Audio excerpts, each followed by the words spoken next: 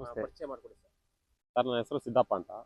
ನಮ್ಮದು ಲಕ್ಕೂರು ತೋಟ, ನೆಲಮಂಗಲ ತಾಲೂಕು, ಸೋಂಪುರ ಹೋಬಳಿ. ನಾವು ಎಷ್ಟು ವರ್ಷದಿಂದ ಕಲ್ಲಂಗಡಿ ಬೆಳಿತೀರಿ? ನಾವು ಒಂದು 2 ವರ್ಷದಿಂದ ಕಲ್ಲಂಗಡಿ ಬೆಳೀತಾ ಇದ್ದೀವಿ. ನಿಮಗೆ ಐಸಿಎಲ್ ಪ್ರಾಡಕ್ಟ್ ಯೂಸ್ ಮಾಡಬೇಕಂತ ನಿಮಗೆ ಯಾವಾಗಲಿಂದ ಗೊತ್ತಾಯಿತು? ನಾವು ಐಸಿಯಲ್ಲೇ ಒಂದು ಸ್ವಲ್ಪ 70-75% ಎಲ್ಲ ಐಸಿಯಲ್ಲೇ ಸ್ವಲ್ಪ ಯೂಸ್ ಮಾಡ್ತಾ ಇದ್ದೀವಿ ಅವತ್ತಿಂದ. ಈ ಸಲ ಒಂದು 80% ಐಸಿಯಲ್ಲೇ ಯೂಸ್ ಮಾಡಿದ್ದೀವಿ.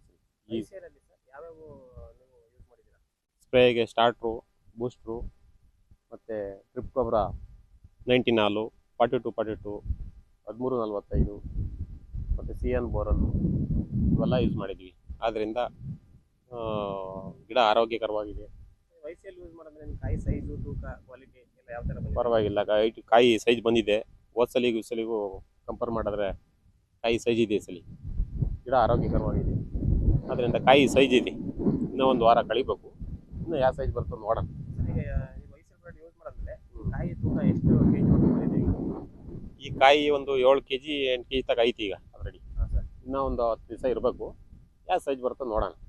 ಐಸಿಎಲ್ ಪ್ರಾಡಕ್ಟ್ ಯೂಸ್ ಮಾಡಿದ್ರೆ ನಿಮಗೆ ಯಾವ ಥರ ನಿಮಗೆ ಕಾಯಿ ಸೈಜ್ ಮತ್ತು ಇದಕ್ಕೆಲ್ಲ ಯಾವ ಥರ ಅನಿಸ್ತದೆ? ಪರವಾಗಿಲ್ಲ, ಗೊಬ್ಬರ ಸ್ವಲ್ಪ ಕೆಲಸ ಮಾಡಿದೆ. ಸೈಜು ಪರವಾಗಿಲ್ಲ ಈ ಸಲ. ಹೋದ ಸಲಿಗಿನ್ನ ಕಂಪೇರ್ ಮಾಡಿದ್ರೆ ಈ ಸಲ ಸೈಜ್ ಇದೆ ಕಾಯಿ.